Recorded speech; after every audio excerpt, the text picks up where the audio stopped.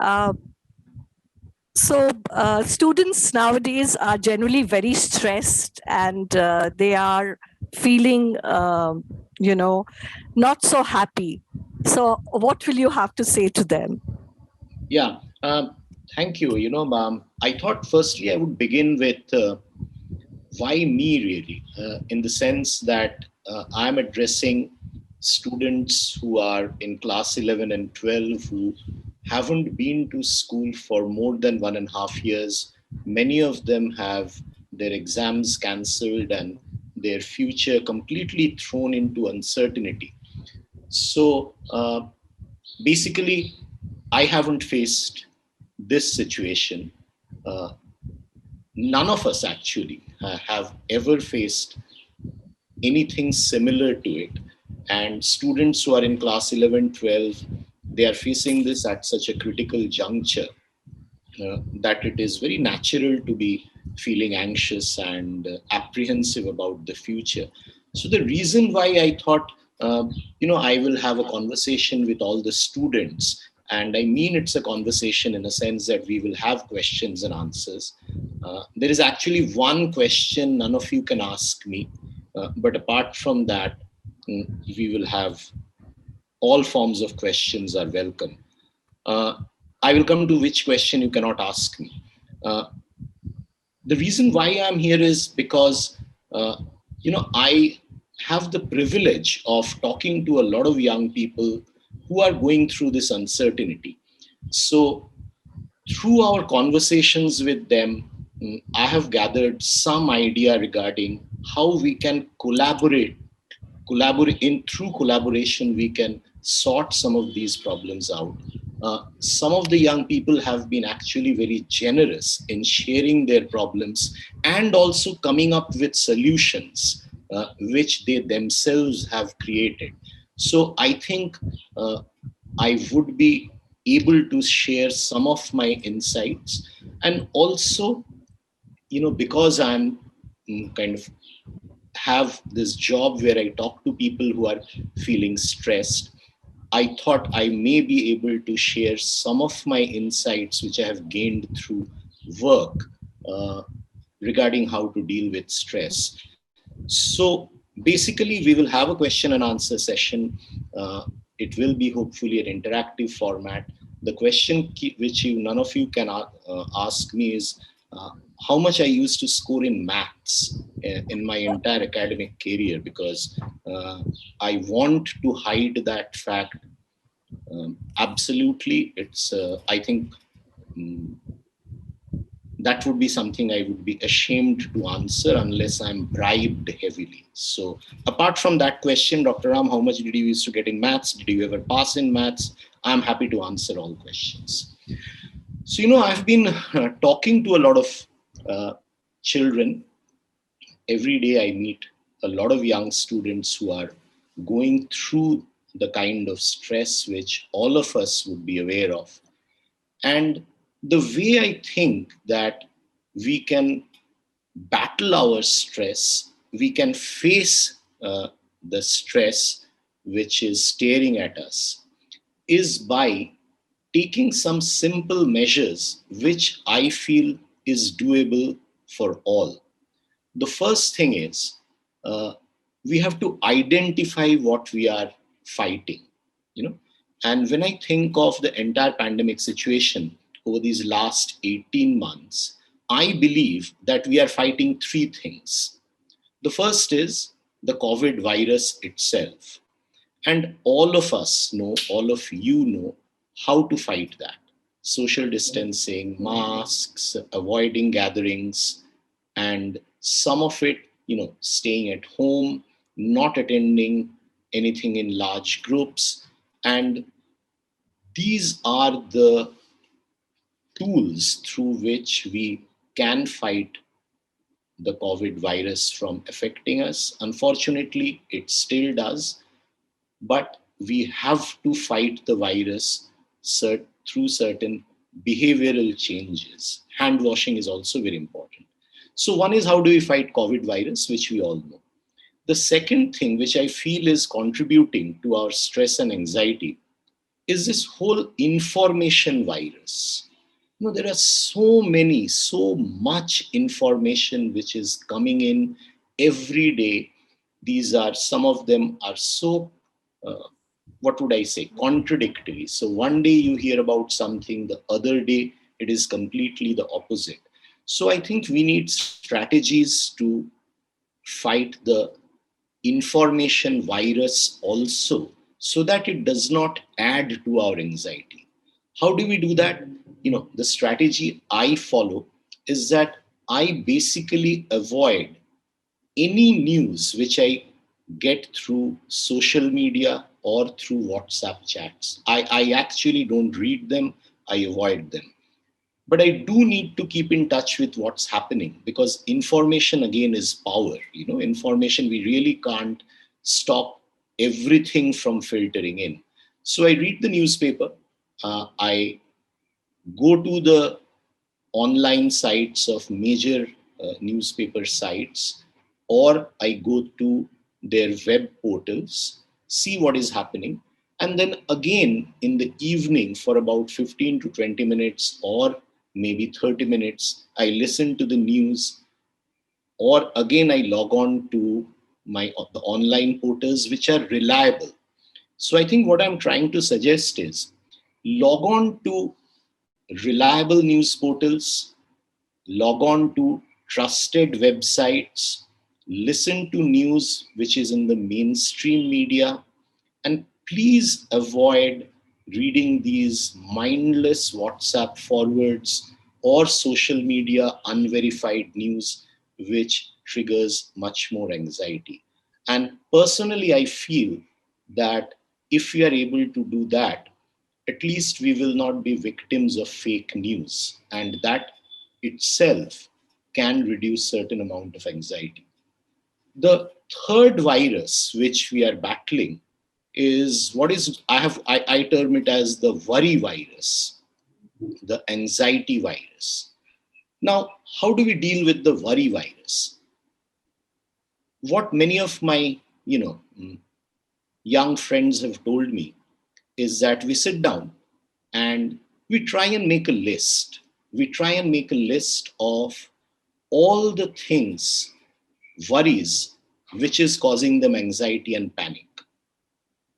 They name their emotion, which is I'm feeling anxious, I'm feeling depressed, I'm feeling stressed, I'm feeling panicky, I'm feeling very mixed, I'm having very mixed emotion about it, I'm feeling very, very angry because of this.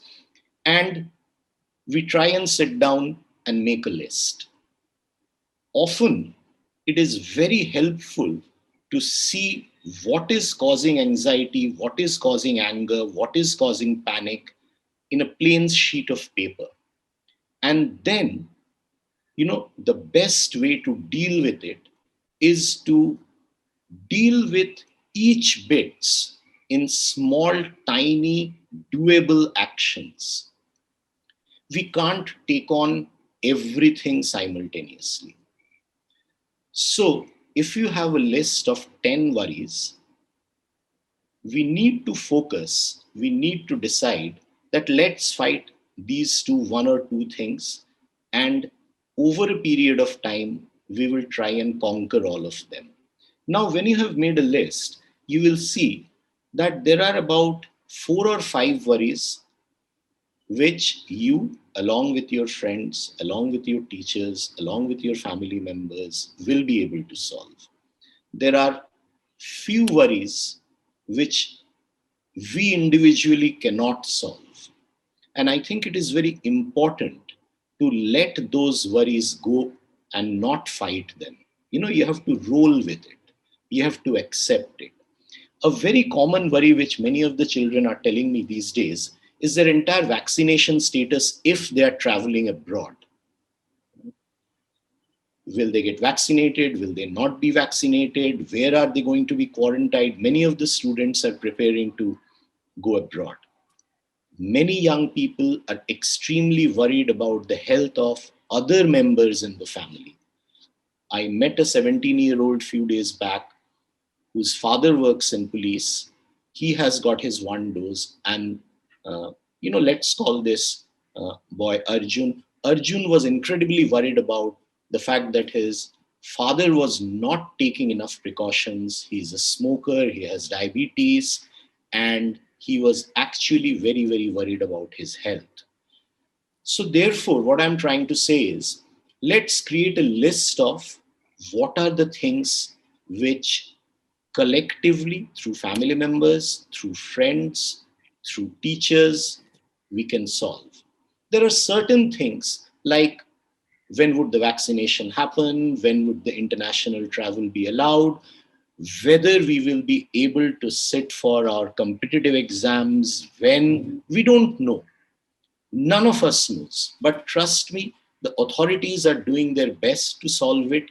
You are not alone facing this problem. So everyone around you shares the problems, understands what you are going through, and they will help you as much as possible to overcome these other worries, which, over a matter of time only we will get answers. The trick is to accept the worries which you cannot change and fight the worries, change your behavior about other bits where you can change your own uh, personal routine and make things better. That is number one. The other thing I think is very useful, which we can do to fight stress, worry, anxiety, is to reach out and tell people whom you trust that you are feeling worried. You can talk to your friend, you can talk to your relatives, you can talk to your parents. Many families, they have created this worry time where everyone in the family come together for 15-20 minutes, sit around a dinner table, and each person talks about their worry. Dad talks about their, you know, working from home stress. Mom talks about her parents' illness. You can talk about whatever is worrying you. And you will see that if we articulate our worries, we tend to come closer. Each one helps the other person out. And from within the circle of people who care about you, and this circle can be as large as possible.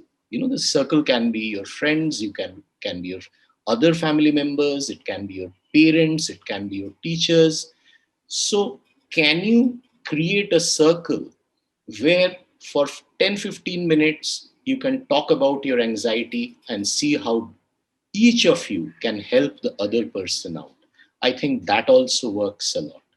The third thing I feel is very important is getting some fresh air, physical exercise, and caring for something apart from ourselves. I think physical exercise, even if you are stuck at home, you can do a bit of physical exercise and stretching. That would be extremely helpful.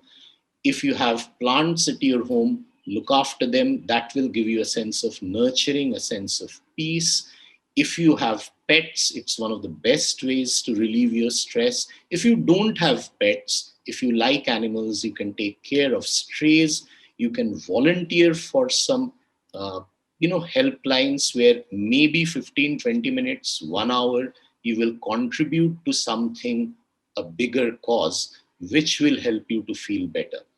The other fact is, which many of my friends have told me, young friends, that they often reach out spontaneously to other students, other friends, and check on them how they are. Each of us would know that, this person, my friend Rahul, is not well. His mother is in the ICU. His grandmother is suffering. So can you call Rahul and say that, buddy, I'm around, just text me or give me a ring if you feel, that I can be of help. So reach out to other people. That will also make you feel a lot better. So I think with these initial words, I would like to stop here and then, take the discussion forward. So yeah, thank you. Thank you.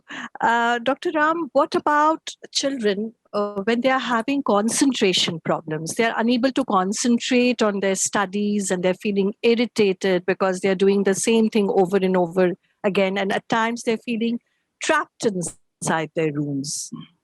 Absolutely. There are, it's such a common problem. And I think your question has a couple of parts, and I will try and answer them separately. Uh, One is feeling trapped, which is really a problem for all of us. Some of us are able to go to work on a regular basis with a great sense of, often anxiety because we have to take a lot of precautions.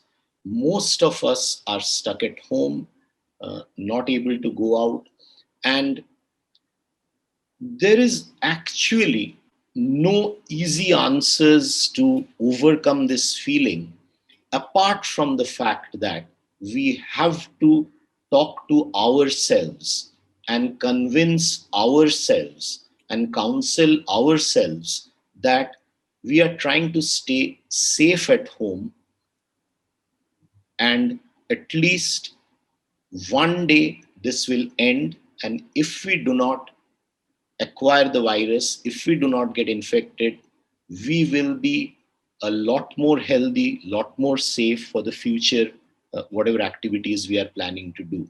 And also, we are all stuck at home, not because I want my health to be okay, but also there are other members of the family who may get infected if I break the quarantine, if I break the lockdown rules and go out and come back home.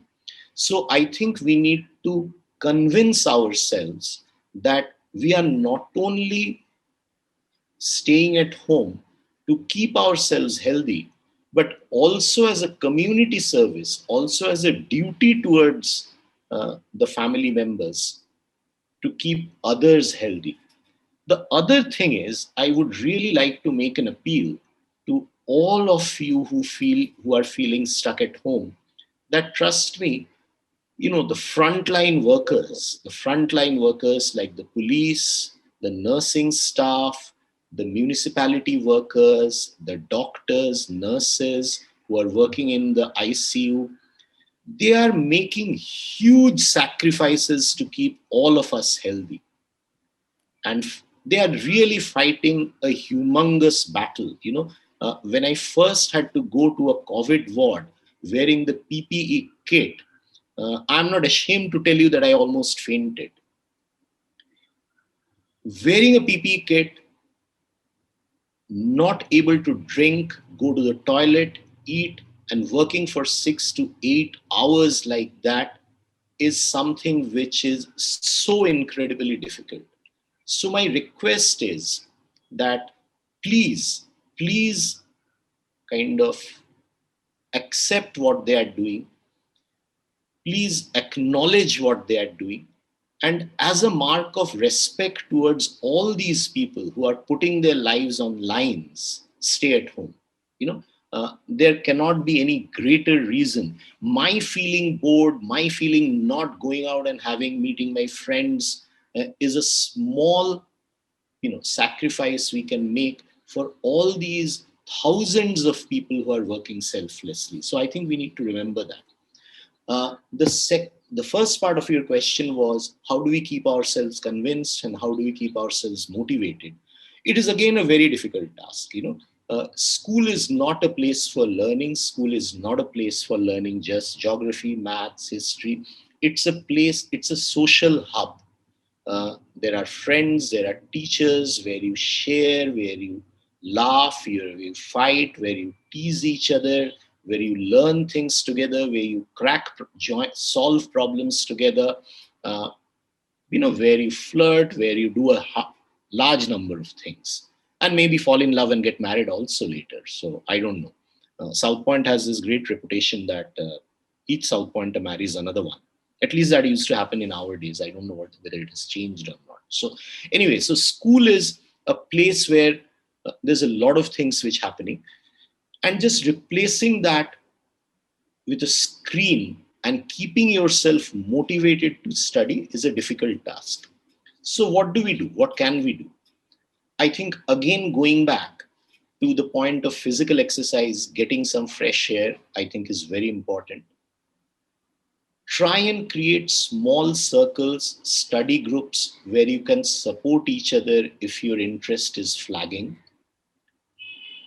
one of the strategies which many young people have told me is that they actually listen more carefully and often switch off the video when classes are happening. But a lot of students are doing both and then chatting with each other. But I think for students who are in class 11 and 12, most of you will not be, it would be foolish not to kind of attend classes in a sincere manner. So many people find listening to the classes attentively a lot more easier for their brain. uh, Take frequent breaks and do pen and paper tasks when you are studying on your own. That is also something which is important. So, with this, obviously, you will not be able to recreate the entire passion and energy, but I think you will be able to do consistent. If you do this on a consistent manner, you will not fall behind. Thank you so much. Um, Students can write down their questions in the question answer box, and we'll be taking some of them on. Dr. Ram, we teachers are also present for your session. I will now invite my colleague, Ms. Nilanjana Shorkar, to ask her question to you. Hello. Good evening, sir. Hello. Good evening, everybody. Sir, my question to you is, as a teacher, how do I identify symptoms or, whether a child is stressed or lonely? How do I understand? Especially if the child is not telling me anything. If the child is, and especially on a virtual platform. True. I think I'm glad that you asked this. I think it's a fantastic question. I think your job is so much more difficult because it's a virtual platform. The way I would go about it, this is, I'm thinking with you, I'm thinking aloud with you. I don't have any ready answers. But the way I would think about it, you would have a list of certain students who you feel are more vulnerable, in the sense they are weak students, they are not confident, they may have had anxiety and depression issues in the past, they may have had other problems in the past, or they may have some new difficulties, problems in their family life emerging, like they may have lost their grandparent, their pets may have died, their father may have been stuck somewhere on work and is unable to return. So all your students uh, kind of pretty well. So you would have a mental checklist of, these are the 10, 15 students in my class about whom I should be more worried compared to the other children. So maybe preemptively texting them, reassuring them, saying that, look, Arjun, I'm around. If you feel, give me a buzz. That's one way. The other thing is, I feel that the teenagers know their friends very well. So you can alert in your class that if you know of someone who is not coping well, please reach out confidentially to me and we will together uh, take care of that person. So you are making all of us responsible in the class to think about the other person, so that we collectively take care of that person and form a circle of security net. I think that would be the way I would go for it. Thank you, sir. Thank you. Thank you. For giving me the question. Thank you. Some of us who teach in the senior classes are anxious about the future of the students.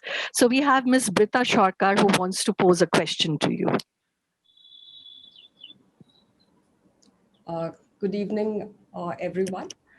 Now, there is a general feeling that the students of outgoing class 12 are delighted as board exams have got cancelled. However, what I sense is that a lot of them feel that they will be at a disadvantage because of this. And it's given rise to a tremendous amount of anxiety and fear in them. How can they come to terms with these feelings? Yeah, thank you for asking me this. I feel surprisingly, although the common, we all adults, we may all make assumptions that the students would be thrilled. I have seen several students who are bitterly disappointed that the exam is cancelled. In fact, I am surprised that how many students have come and told me that they are upset because of the exams have been cancelled. Few of them, yes, few of them definitely are kind of, at least class 10 students, class 11 students, some of them are kind of okay with it. But there are many aspects of the board exams, particularly the class 12 board exams being cancelled because one, how do you evaluate the results for future college admission is, I think, one of their biggest worries. And secondly, see, many of these 12 outgoing students, they were preparing for multiple exams in a sense that very few students, at least, just rely on their plus two exams and not prepare for other admission tests, other kind of competitive exams. So for them, suddenly, so they were preparing for it, and suddenly this being removed and the future exams being kind of being very uncertain, have left them in a limbo where they are unable to decide about the pace of their studies. They still have college admission tests, they still have other things to appear for. So, how do you prepare? So, I think these are the challenges which they need to address. The way I have, in fact, I have been discussing this with quite a few outgoing students. The way I have spoken to them that they need to imagine that they are running a marathon, uh, but the finish line is not in sight. So the marathon usually is 24 miles or whatever, but for here, they need to conserve their energy, keep plugging away at the challenges, the academics. They cannot stop studying because then they will be completely deconditioned. So they need to continue like they are running a marathon. It is under very difficult circumstances and the finish line is not clear yet. And take help, from everyone around you. Form a buddy system where each of you support each other, and hopefully in next 3 to 4 months this will resolve. So it's a matter of holding on to your patience, just gritting your teeth and fighting on, really. Thank you so much. Thank you. Dr. Ram, we are also parents, and as teachers also, we are their second parents. So we have Ms. Reena Sharda who wants to pose a question to you. Good evening. Good evening. Good evening, Dr. Ram. Good evening, everybody. Like Mrs. Bhattacharya just now said, that we are all parents also. So as a teacher and as a parent, other than reassuring our children in these uncertain times, everything is uncertain. We do not know about their future. What else can we do other than, constantly reassuring them that, yes, things will be better. There will be a day when, we will return to normalcy. What else as a teacher? What I do, Ms. Sharda, I tell them that I am also feeling terrible.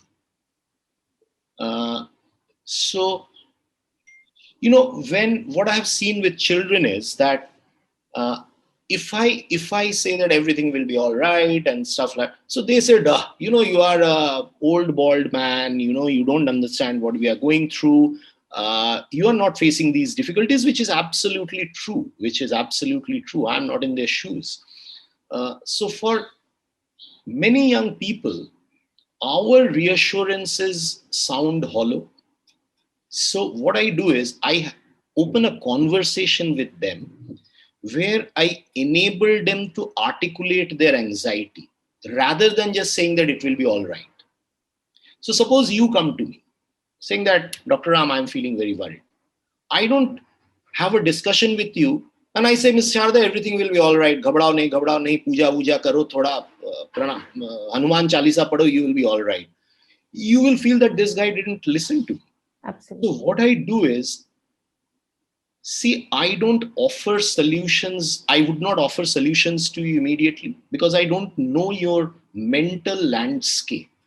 So I have to enter the student's mind. I have to know the mindscape of the child and try and see what is there in the entire landscape through his or her eyes.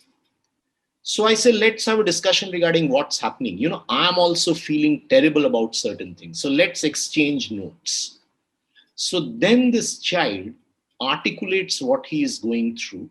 And trust me, articulation itself, while he or she is articulating these difficulties, he is also replaying the possibilities of solution. Okay. When you are discussing your problems with me, when I have allowed you to share your problems with me, you are recreating those problems, but your brain is also thinking of solutions. It's an automatic human response. And then what I would do is, I would try and explore the entire landscape of the child's life and see, are there places of reassurance? Are there places of strengths? Are there places of comfort? Are there pillars of support which the child can engage and feel more strong, rather than just saying that theek ho jayega? Just imagine me and you having this conversation in my clinic. So I would try and understand what is having this difficulty rather than just saying it will be all right. See, the other problem is, I will also have to acknowledge that, yes, Miss Sharda, this is a terrible thing. I also don't know. So let's find out together. Now, if you feel ki Dr. Ram just says that December the pandemic will end because WHO says it will end, will you feel reassured? No. So I think it is important to enter the child's mind and have a conversation with them regarding their problems, and solutions will emerge. Thank you so much. This is really helpful. I mean, it's a wonderful, way of looking at it. Thank you very much. Thank you. Dr. Ram, I have a question for you, and which has also come up from our children. How do you reassure someone who's fearful of losing a loved one to the pandemic? Again, I believe that reassurances can be, I hesitate giving reassurances because, I will qualify my statement. I will try and frame my, essentially what I feel is that I need to see the world with your eyes and acknowledge that your sadness, your anxiety, they are very real. I think acknowledgement helps. And, it is a normal human emotion to comfort each other. So if I feel that Mrs. Bhattacharya is anxious, my human reaction will be to say that, no, it will be all right. So, one of the best ways, in fact, paradoxically, what we can do is to hold on to the anxiety and tell you, Ms. Bhattacharya, you are stronger than this worry.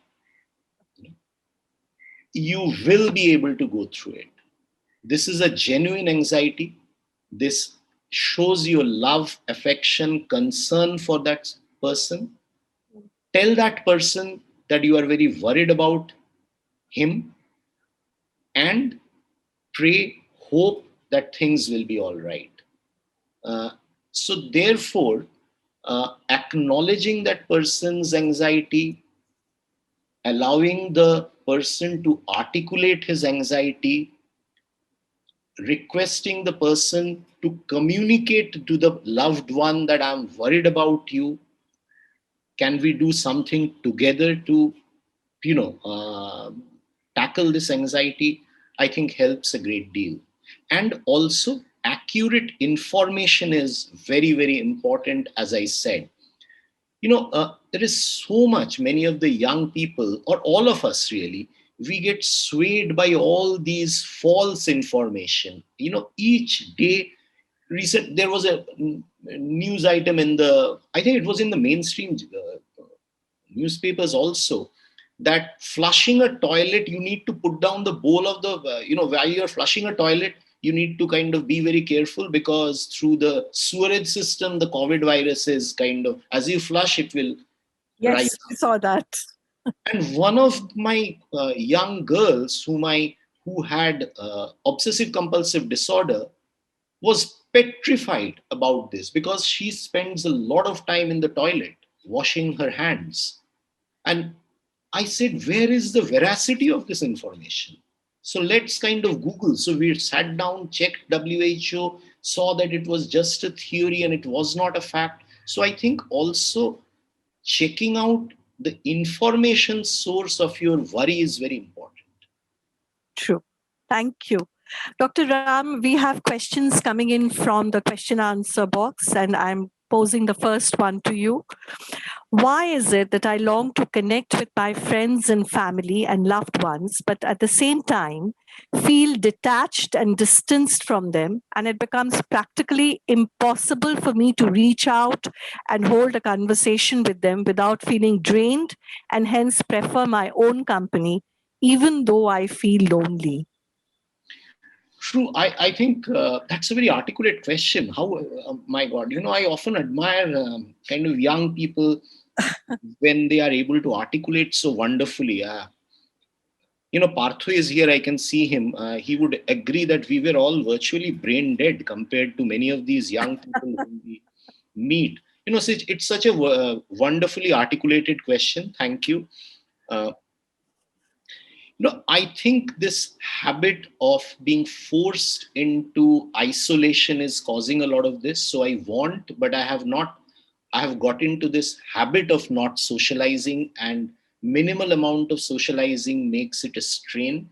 But I think we must kind of reach out. Often what I would suggest is that do it in small bits, have a video call maybe. So just let's imagine the situation for last 18 months. We have virtually stopped socializing, or we have done it in very tiny bits. Earlier, we were socializing, meeting everyone in much larger amounts of time. Because we have got out of the habit, can we just have Zoom calls, Facebook video calls for 10-15 minutes and then end it, and gradually get into the habit of socializing again? The other thing which I feel that we may need to also examine whether I'm feeling depressed, I'm feeling lonely, whether I have a clinical depression or not, whether my home environment is not conducive. Is my dad feeling very stressed and anxious, and he has become irritable, and his worry and anxiety is infecting the rest of the family?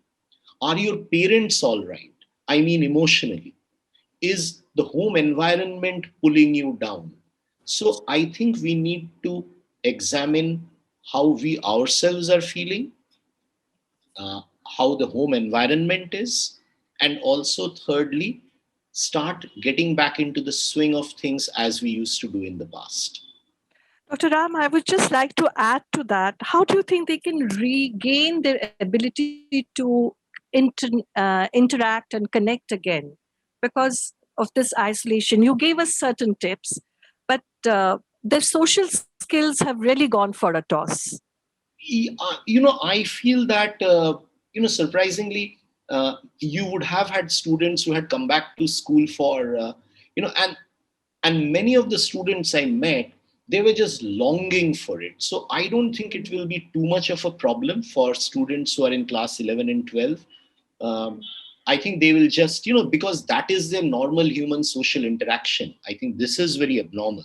So there may be some kind of initial hesitation, but I think we will all get down to it. I'm actually very concerned about the much younger students, although this is not a topic of discussion, but those older students who have got young children, young brothers and siblings at home, I think a lot needs to be done for the younger students. The younger they are, more worried we should be.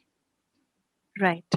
Uh, I, I'm reading out another question for you, sir. I've had a problem of depression and trauma in the past, and I had to stop my medical treatment since my board exams were near, and I couldn't focus on the activities due to parental pressure. I'm now in class 11 and I'm facing the same problems with triple intensity. In this pandemic situation, what should I do to cure myself? I think there's a lot of treatment, counseling, medical treatment is available online. I know South Point has tied up with a fantastic organization for this kind of help itself. So my request would be, A, don't neglect it at all. Reach out for help. Convince your parents to kind of support your decision for reaching out to help. And I know the organization which South Point has tied up is an absolutely fantastic organization, which I think they would be able to solve many of your problems. Another question that's come up is how to find a sense of identity in this mess. That's a very profound question, perhaps. True. Right. That's a googly, really. I would have possibly preferred the question about my maths marks in contrast to. I never passed in maths. So I never passed in maths. So, how do you? I think it is not related to the pandemic. This question is about who we are, what we want to do in life. Many of us around the ages of, many of us are on the threshold of making our independent life. We are moving out from our homes. We'll be going to colleges, universities, away from home, many of us. So who we are in this whole wider world is a question which I think which we all need to answer. My brief answer is that we have multiple identities. I'm someone's son, I'm someone's husband, I'm friends to numerous people, I'm doctor to someone, I'm a great fan of Katrina Kaif and Salman Khan, I love Netflix, I love Chingri Mach. So I have multiple identities. I love wildlife, I'm LGBTQ friendly, I try to be sensitive to stray dogs, my passion is kind of working with children with autism. So if you look into my identity, it's not just a single one. And my request for all my young friends today would be explore all your identities. It's a collage. And by the time you will be growing up, adults, you are all mostly on the verge of adulthood. But when you are, progressing more in life, you will have multiple pictures in this collage of identity, and you can switch from one to another. And so I think we need not have one identity. So I can be a Kolkatan, I can be an Indian, I can be a South Asian, I can be a global citizen, everything. And because this question you have asked, for those of you who are interested, my request will be to watch one of my favorite authors, Chimananda Adichie. If you just Google it, Power of Single Story on YouTube, do watch it. Do watch Power of Single Story by a lady called Nigerian US lady called Chimananda Adichie. It will give you many answers. Thank you. A student asks, the question saddens me, but he says, one of my friend's father expired due to this COVID pandemic. He was just 51 and was a brilliant person. He was also running a prosperous business. After his demise, we were in shock, and I realized that life has no meaning. I cannot find the desire or enthusiasm to study or work. Things now seem meaningless as all of this world would come to an end one day. So why fight with the odds and achieve a so-called goal? Who will consider it or remember it anyway? So this person's father has died? His friend's father. Right. His friend's. Right, friend's father. Thank you for that's again a very, again, it shows that you are so incredibly kind, compassionate human being, that you have felt so much for your friend that it has affected you. Uh, so your question, uh, you know, I would have actually loved to kind of talk to the whole group in person, because this is something which is, I think it would have been far more richer. Uh, See, your question is essentially you're asking, you are feeling very sad about the loss, which is absolutely natural, that we all feel sad about, uh, terrible things, tragedies such as this. The other part is, it also leads us to question the meaning of life. And I think it needs a bigger discussion, but I will try and be very brief. I think each of us can, lead an meaningful life if we are being productive, we are being honest, we are able to help 5 or 6 people maybe in our working career, and try and lead a conscientious life without hurting each other. Now, whether we will be able to kind of become very successful, huge recognizable names, that is a matter of, fate and destiny. But I think we can contribute meaningfully to other people's lives and feel rewarded by it. So therefore, each of us have that capacity to give, to contribute, and do a large number of things which will make us satisfied. Whether people will remember me or not is not my doing, really. Whether all of you will remember me, whether all of you will grieve for me when I am gone, I don't know. But that should not stop me from doing what I feel gives me satisfaction in doing. Right. Thank you. Just one tiny question. Do you think it's a hindrance for someone to pursue psychiatry if they have undergone therapy in their earlier life? Absolutely not. I cannot be more vocal about this. Absolutely not. If you have gone through it, you will be a much more empathic listener. You will be a fellow, passenger in this entire journey of healing. So absolutely not. Thank you. And you mentioned about... So that's the only discourage. In contrast to a cardiac surgeon or an orthopedic surgeon, psychiatrists are poorer people. So that's my only downside of being a psychiatrist. Since you mentioned about OCD, we have a question coming in. So how to overcome OCD? Right. See, OCD, you need to learn about OCD, that it's a psychiatric disease which is pretty common. It happens in 1 in 50%. It's due to a chemical imbalance in the brain. And there are very good therapy treatments, which is known as cognitive behavior therapy, or medical treatments. Often we combine both, and treatment is very, very successful. So you need to reach out to a professional who will guide you through this. Thank you.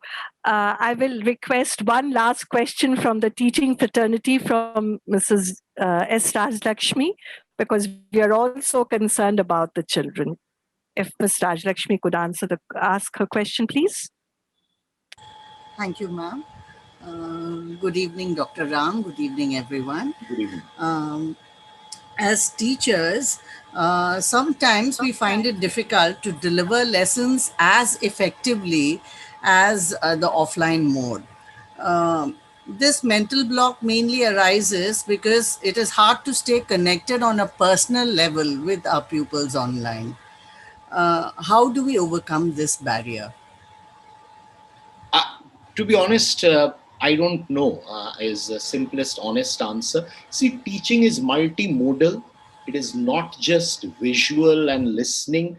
So the whole presence, it's not possible to create a virtual classroom through, so it will always be inferior. So my request is to accept that this is a very flawed system where you are doing your best to kind of do as much, and not, beat yourself about it that you are not doing a good job, which has been a problem for many, many teachers, that they felt that they are not doing a good job, they are failing their students, and should they take their salary, should they kind of teach them, stuff like that. But I think we are all doing, like, I am seeing a lot of online patients when it's not a solution to a real face-to-face conversation. So I think we need to acknowledge that this is a temporary thing and it's a flawed system. Yeah, I can go on about the negatives, but I won't. I think the whole problem is that teachers have had very little say in how to design it. It was suddenly just thrust on the teachers. So I feel that is also something which is very gravely wrong. But there you go. Thank you, sir. Thank you. Thank you. Dr. Ram, you have brilliantly guided us through. And if I may sum up and ask you maybe tiny little questions, you said not to give false assurances, but don't you think it's the most natural thing for us to say, "Shop theek hoye jabe," even when we know that something is going horribly wrong? So how can our children learn better than that? I think there are two parts to it. When I say "Shop theek hoye jabe," I'm hoping with you. I'm hoping with you that it will be. And I think we absolutely must say that I hope things will be all right. And be it a rough journey, be it a smooth journey, be it a terribly interrupted journey, I will be with you. So, right. Thank you. That's together we are wonderfully put. Dr. Ram, we are coming very close to closing this session. What is it that you really want the children to take away from here? What is the most important thing? Yeah, I would, couple of things really. One is that the fact that so many of you have signed up for this program means that you are resilient, you want to solve the problem, you are facing the problem head on. So that's the best thing one can do. Acknowledge that there could be a problem and fight it out. So I think that is great. The second thing is that I would request all of you to go back 18 months and just examine what are the challenges you have faced over last 18 months, and you are still here standing, maybe a bit bruised, but stronger. So this experience of 18 months where you have battled all those things, school closures, not seeing friends, fear of family members falling sick, losing friends, losing relatives, you are still standing. So this has made each of you, each of us, a stronger person, which will help you later in life. The other thing is, my request is that this pandemic has taught us that we need to think as a community. We need to think together. Whether I'm rich or poor, whether I can fly off to another country to get my treatment, it won't help. If everyone around me are healthy, happy, safe, then only I'm healthy, happy, and safe. And I think this is a great message which the nature has reminded us. And I think we need to remember it. Thank you so much, Dr. Ram. And so you have cautioned the students against false information, or what we call WhatsApp University. Worry less, accept more, and not to feel cooped up, and be reminded about the sacrifice that others are making. You have also assured the students that they must hold on to their focus and keep looking at the finishing line. They must explore one's identity, as there are multiple and each one of them is important. So here is a South Pointer an ex-out pointer for you, and who has such important messages to the present South Pointers. Thank you so much, Dr. Thank you. Ram. It was a pleasure. Thank you, ASPEXS. Thank you, Partho and Shondeep, for organizing this. Thank you, Mrs. Bhattacharya, for allowing me to share these things. Thank you, ABP Education, for doing this. Thank you. Thank you, everybody. Thank you so much.